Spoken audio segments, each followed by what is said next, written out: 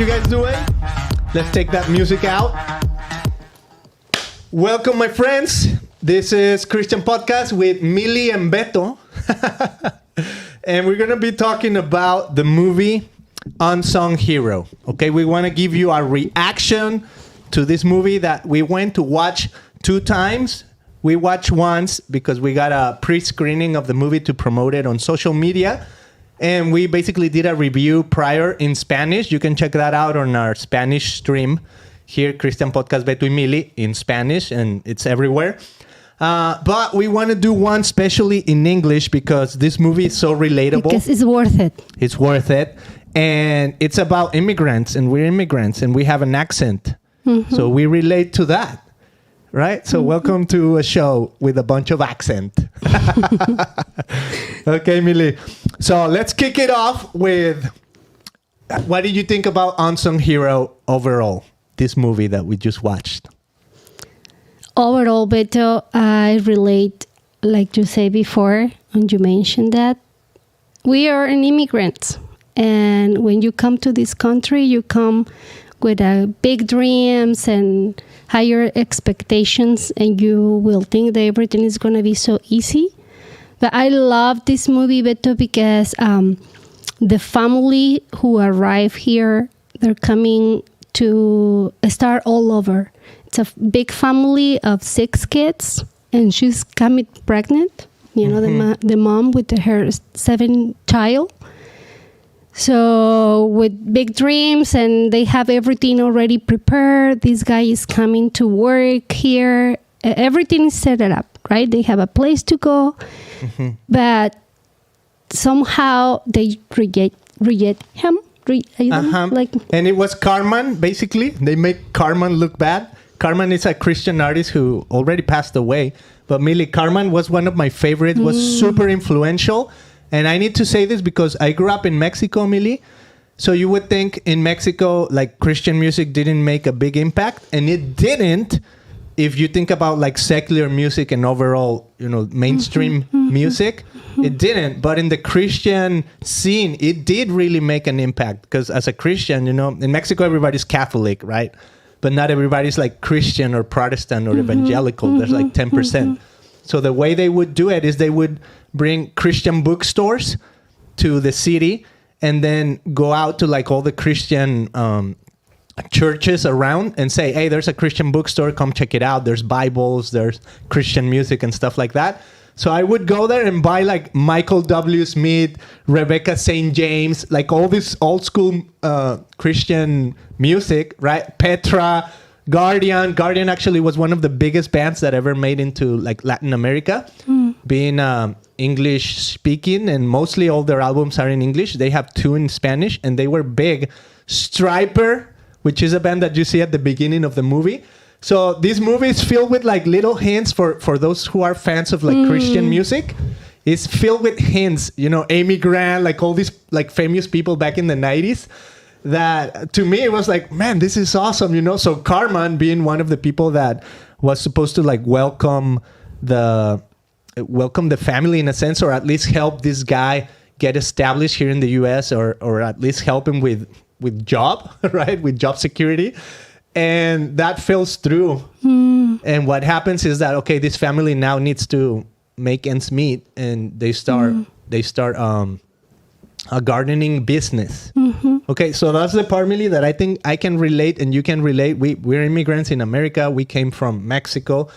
To being a teacher to clean toilets. Yes. No? Right? Millie's a master's in marketing, and here in America, guess what jobs she has done? She has done babysitting, cleaning houses, cooking. Yes. A little bit of everything, construction. Yes, all of the above. And it's been... It's been a bless. It's been a blessing. It's been a blessing.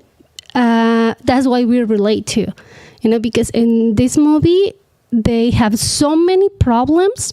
And I remember some part of the movie where this mom is talking with her mom, right? And the mom is trying to convince her to go back. What are you doing there? Your kids are suffering. And she's like, Mom, you don't have idea. This time it's been amazing with my husband and my kids. And I've been, experiencing miracle and miracle and miracle, and it's been wonderful. And that's the beauty, Beto, when God is glorified in our lives. Because before, when she was in her, in Alemania? No, in not New Zealand. They don't come from New Zealand. They don't come from England. They come from Australia. Australia, yeah. Yes. So in Australia, they had everything, big house, money. But guess what? Her husband was never home. And the kids, they never have his father because he was always working. So then they moved here to the U.S. and they're working as a family.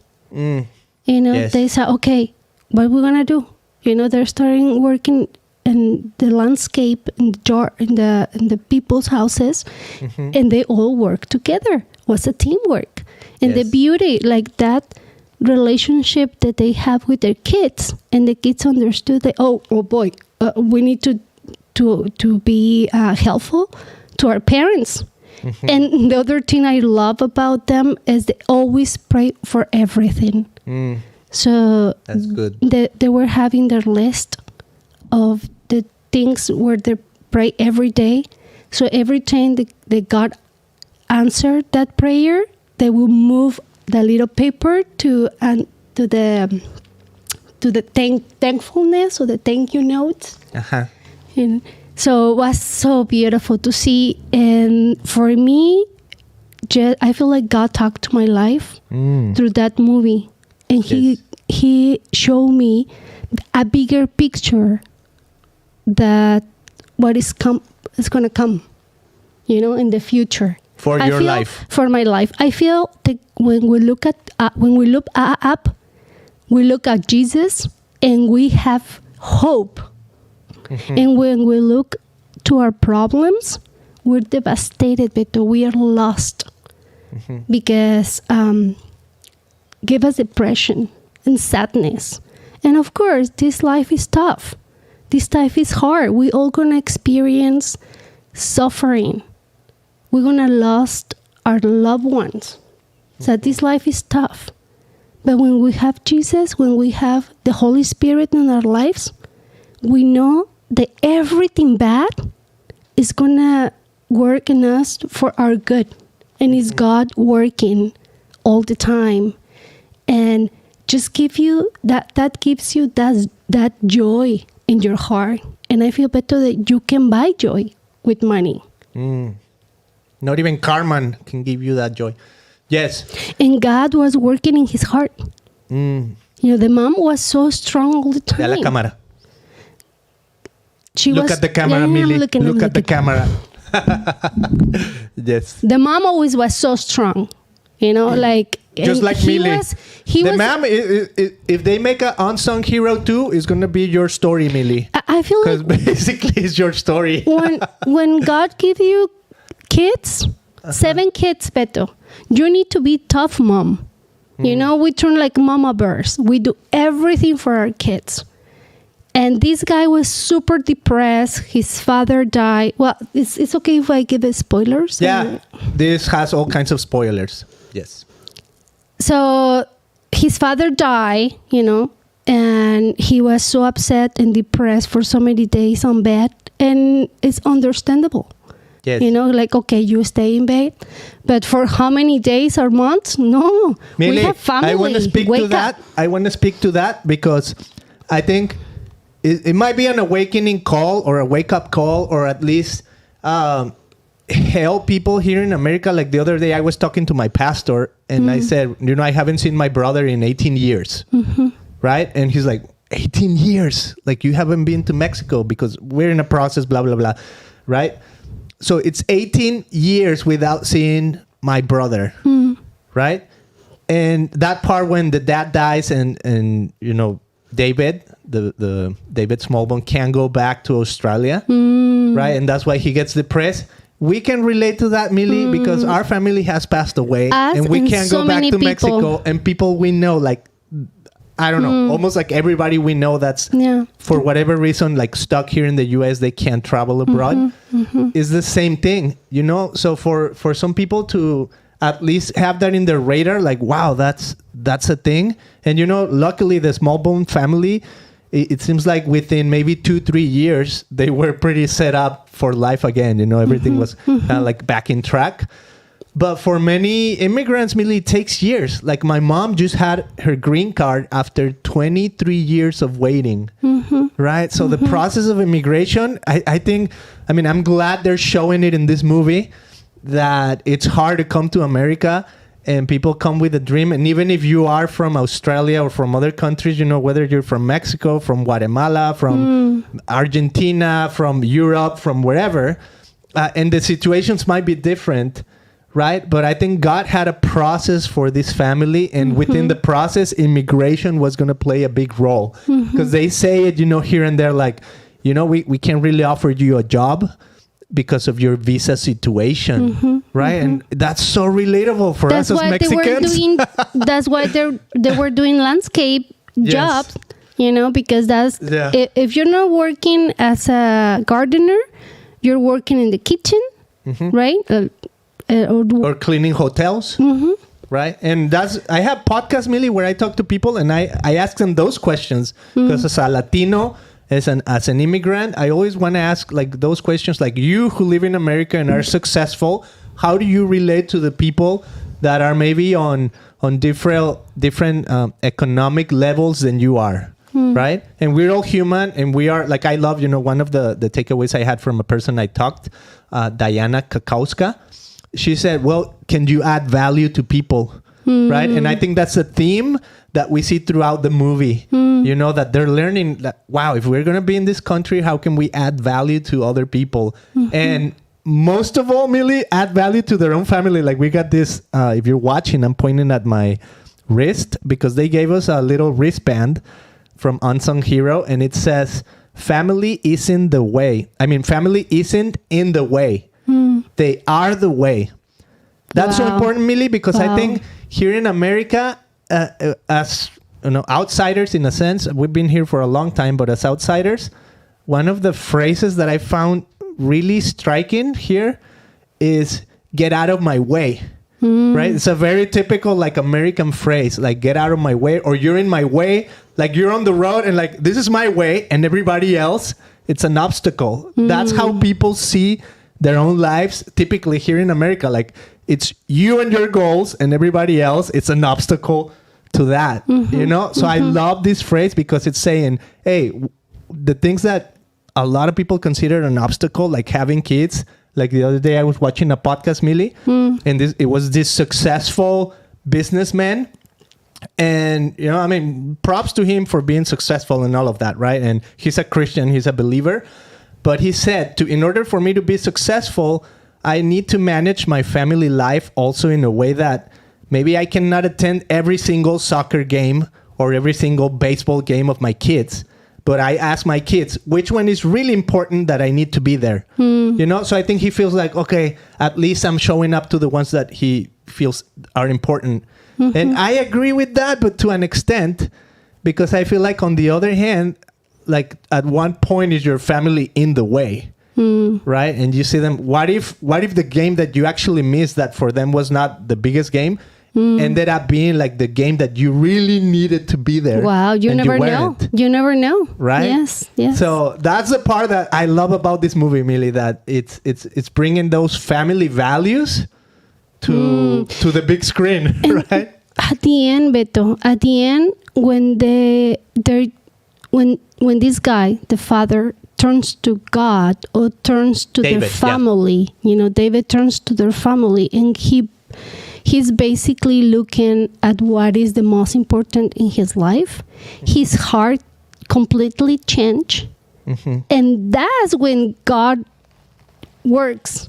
When he starts working, you know, when your heart, okay, you're done. So you pass the test, because that's how I feel that it's life. Beto, it's like everything is a test. Not all the time, but most of the time. 99%. You know, like God is testing us. I have here, you have a problem, and I have here in my hands what is going to fix that problem. But give me your heart first. Be humble. So when we become humble to God, it's like, there we go. See? I told you. If I do, the Bible have a verse where they say, if God is so good, the fathers are so good to their childs, they're not going to give him a snake. Oh, yes. Right? Or a stone. No. Imagine your Father who is in heaven. He wants you the best for you. So for me, that completely changed my vision and my mission in life. That movie impacted my life. And I think, okay, next time, every problem who comes to my life, I'm gonna see it as an opportunity. Like, what is coming? I need to open my eyes and keep believing that God have a purpose for my life. And not just for my life. You who are listening to us and watching to us, please go and see that movie. It's an eye-opening, Beto. And it's going to work so good for you and your family to see a big picture and have this knowledge that God is always working, Beto. Yes. Always working. And sometimes, you know what makes us be still and do nothing? Our own fears. And the fears are not coming from God. This guy was having fear for everything. Oh, I don't want to my daughter. Like, they're going to ruin her career and her life because they did it to me. They're going to do it to her. Like, come on. Like, that's your fears. And you don't put your fears in your kids. That's what happened to us as a parents. Yes. We fear for a spider.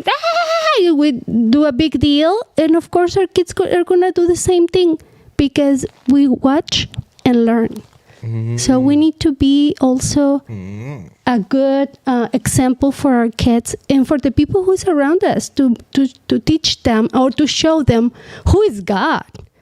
Like, not for every stupid thing happening in our life, we're going to fail and feel like we're not worth it or we're not enough. Because that thinking, that sometimes that ideas or that words we listen, they're stupid. And sometimes they're not coming from God. Yeah. That's the evil one who is trying to kill you and destroy you, because that's what he's doing here in this world. And we can see that everywhere we go. Yes. Okay, so another cool theme in the movie that I said is the immigration part. We're in a multicultural country. I think that was really cool. Family is in the way. They are the way. And I also love the idea, Millie, that the dad was like 40, and I was like watching an interview with David, which is interesting because David was played by his son, Joel Smallbone for King and Country, right? From this band, super popular band. So I was thinking, okay, so Joel Smallbone is playing the role of his dad, so he's actually kissing his mom.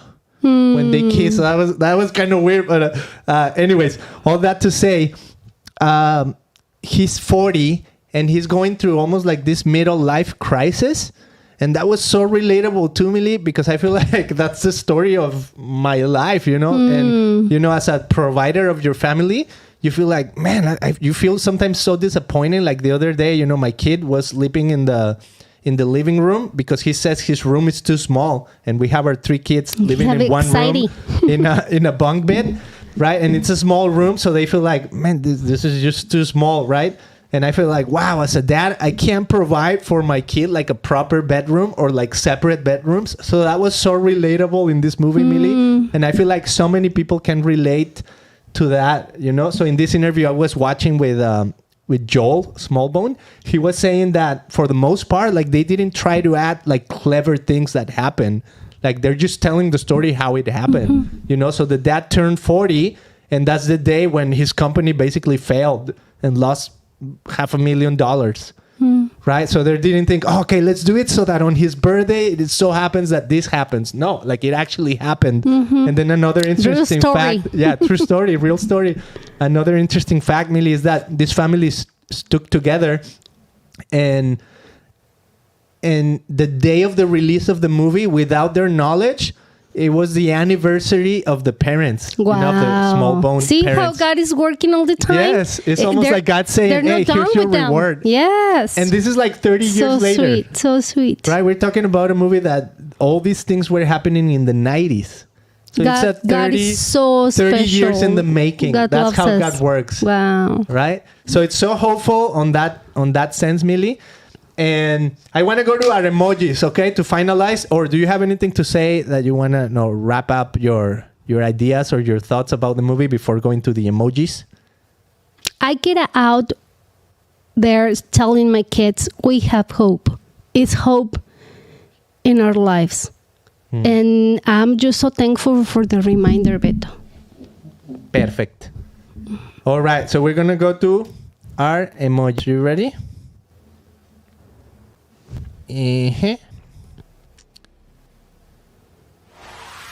Oh, yeah. Emojis, here we have them. We have blasphemous, we have skeptical, inspired, holy, and divine emoji. So, Millie, out of all these 5 emojis, which one would you give to this movie, Unsung Hero? Let me go back to our front Beto, camera. I know which one you want to give them. Yes. And probably it's not the same I'm going to give because this time, for the first time on a movie, we have different feelings. Yes. I get out so motivated and inspired. It's mine. So Inspired emoji for me, like That's so good. to keep looking up and knowing that God is working all the time and He is gonna help me to go through all my problems, and He is with me. Love it. But I know you have a different one. Yes. Well, first I want to say I agree with you on the inspire, because they use the Bible, and they basically one of the themes or the verses, kind of like on the back of the movie is, I lift my eyes up to the mountain. Where does my help come from? Oh, that's my true. My help comes from the Lord, the maker of heaven and earth. Yes. And this is actually a song that For King and Country has written, right? That they use this Bible verse, I think, from the Psalms. Beautiful. But to me, Millie, my emoji is blasphemous emoji. Not because the movie is blasphemous, all the opposite, but because it's shocking like this. That's exactly how I felt with this movie, Millie. It's just so many emotions and so relatable. That in your head. Oh yeah, and that's my hat today. So how accurate for this movie. But we encourage you guys to go check it out, and also give us your comments. Tell us, what did you think about the movie? Maybe what inspired you or what shocked you about the movie. I think it was fascinating, again, like to see Joel Smallbone playing the role of David Smallbone, his dad. That was kind of like, it must have been like a multiverse. You know, like what? So interesting. But I'm just so happy that lately it's good Christian movies out there. Yes. Before they were kind of cheesy. Yes. But people is waking up and they're making good movies. They are, Millie, and I've said it before. I think I've said it on our Spanish streams again and again. I think part of the revival that we're going to experience in our generation is going to come through media. Social media, yeah. Through social media. That's why we're doing Christian podcasts. That's why you're seeing these movies that are well produced. And this is happening, Millie, because the stories that we believe about ourselves are so important, right? People are moved by stories. And that's why you see sometimes, like in our society, you think like, why are people believing like these crazy things out there? It's because they believe stories. And the most important story is the story that you believe about yourself. And even more than that, the story that God wants to write with you, right? The story that He is writing about yourself. So I think that's, to me, that's my takeaway from this movie. And that's all for this video, I think. Thank you. Thank you for being here. Thank you, everybody. We love you. Give us your comments. Like and subscribe if you haven't. We'll see you guys on the next video or podcast. Support the movie. It's pretty good. Support us. Support. Support us. Support us. Okay, bye-bye. Ciao. See you. Oh, yeah.